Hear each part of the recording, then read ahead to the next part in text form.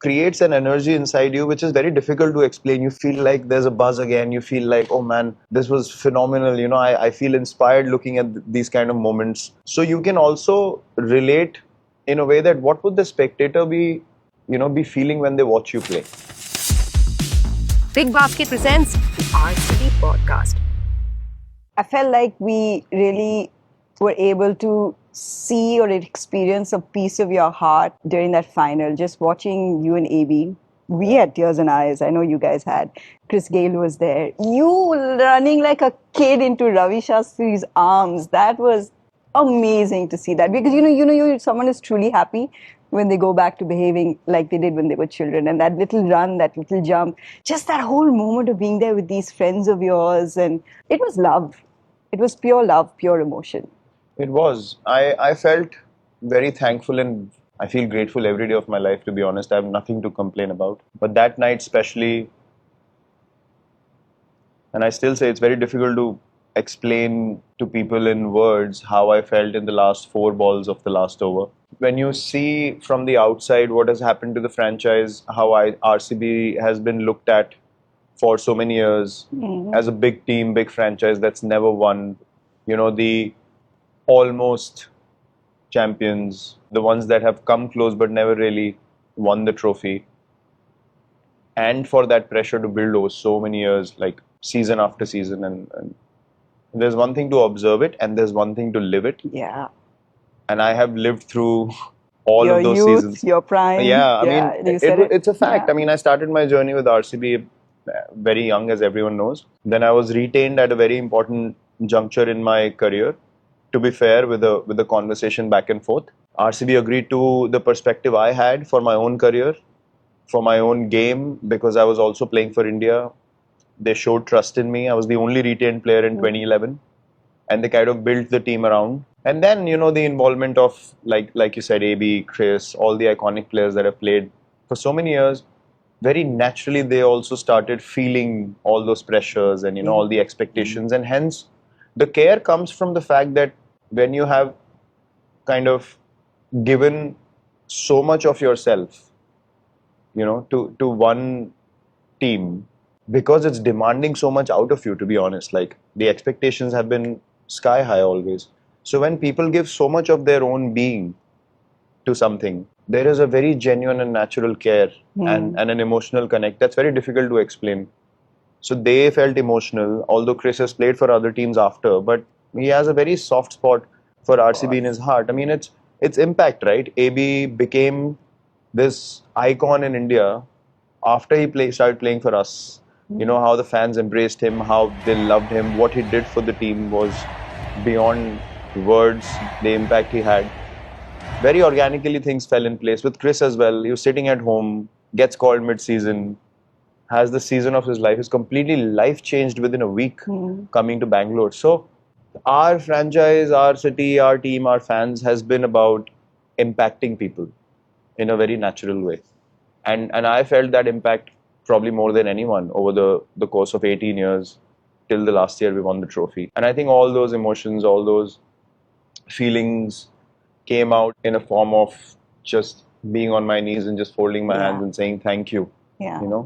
That I could experience this before I stopped playing. Although I wouldn't have carried on regretting it, but there would have been a part of me that would have wondered, what it would have felt like to experience that moment. And it was, I can for sure, with absolute honesty and clarity, say that it wouldn't have been 5% of the feeling I had we won it in the earlier years, and the accumulation of all that stress and all that pressure. Yeah. And for it to happen after 18 years, there couldn't have been a better experience for me in my cricketing journey. Apart from all the other things that I've experienced playing for India as well, this was very, very special. New season, huh? Let's get off to a fresh start. Fresh fruits, sir. Hey, sunne ninkolappa. Peace. Anyway, do we have everything we need? Big basket. Everything you need, boys. Everything you need. Delivered now. I mean, the stars, I guess, just lined up because it was 12 months of collecting trophies, right? Yeah. T20 World Cup with Champions Trophy, and then which you have won before, and then everyone plays for trophies at the end of the day. And even if you've experienced before, does it get more and more special every time you're on the podium and you have that silverware? And the thing that your perspective kind of keeps evolving, right? As we just discussed, it's a ever evolving, ever growing process.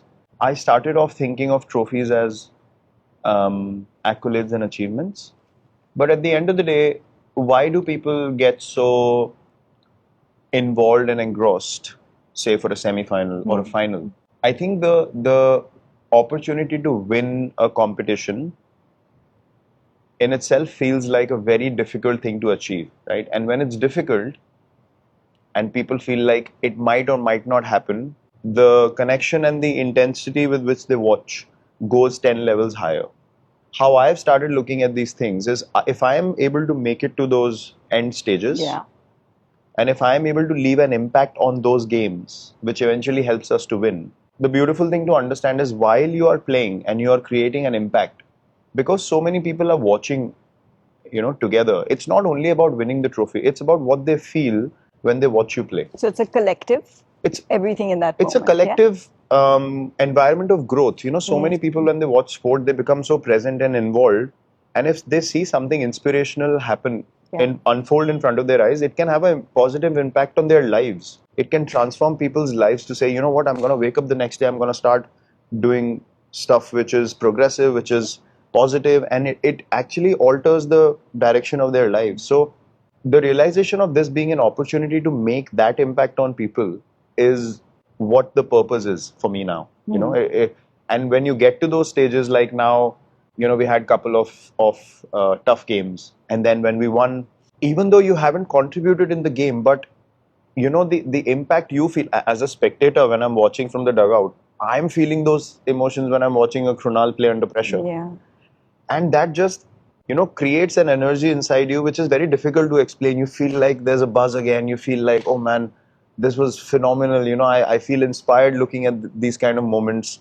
So you can also relate in a way that what would the spectator be feeling when they watch you play.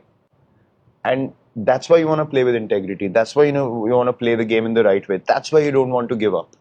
It's not about the fact that you don't want to give up for just yourself, but it's also the impact that you leave on the game and then on the larger public. Which, what better opportunity, to be honest, to be in a position where you actually can make a positive difference to people's lives.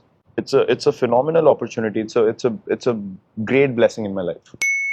New season, huh? Let's get off to a fresh start. Fresh fruits, sir. Hey, sunne ninkolappa. Peace. Anyway, do we have everything we need? Big basket. Everything you need, boys. Everything you need. Delivered now. Everyone looks at T20 because it's changed so much and drastically, and the evolution is amazing. As a young person's game, and I see you, and I see Krunal, as you mentioned, and I see Bhuvi, the 35 plus club, and you are delivering, and that is experience. And you and Bhuvi, who tests purists, who played that format and bring it into. So even though it's a young person's game, and you have teenagers who are delivering, is there a lesson for a lot of us to learn in that when it comes to this 35 plus club that is persevering? There are different ways to achieve the same goals.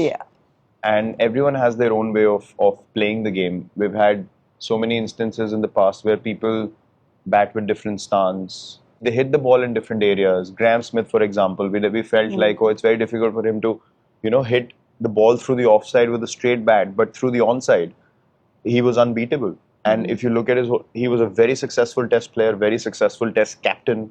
So to have that kind of belief in your own game, which is different to others. It's not like an AB de Villiers kind of, everything aligned and just perfection. Not like a Sachin Tendulkar where the bat's coming down absolutely in a straight line. But people have found ways to succeed who have not had those kind of abilities or that kind of way to play the game. This is very similar for me, or in fact for Bhuvi as well. Today's cricket, of course, it's evolving, it's changing. That's the nature of the game. You see, T20 cricket came about as evolution of the game. Today, it's almost become a different game altogether. Not just a different format. In fact, me and KL were talking the other day, and he said this thing to me. He said it feels like a different game altogether. It's not even a different format because. In what sense? in a sense that every ball is an intense event. Like every ball, you So you feel can't like let the game drift anymore. it, like the momentum can shift in every Right. ball of the game. It's almost like you're playing a high intensity, Champions League football game where one bad pass or one slip and the Yeah. whole competition Yeah. is done. So it's getting to that level. The talent is through the roof. You see the youngsters coming in, the way they can hit the ball. They are growing up on powerful, explosive cricket, and their ability to clear the boundary and to hit aggressive shots is phenomenal. Like their hand-eye coordination and the confidence they have in those abilities is outstanding. It's lovely for people to watch. It's great for the game.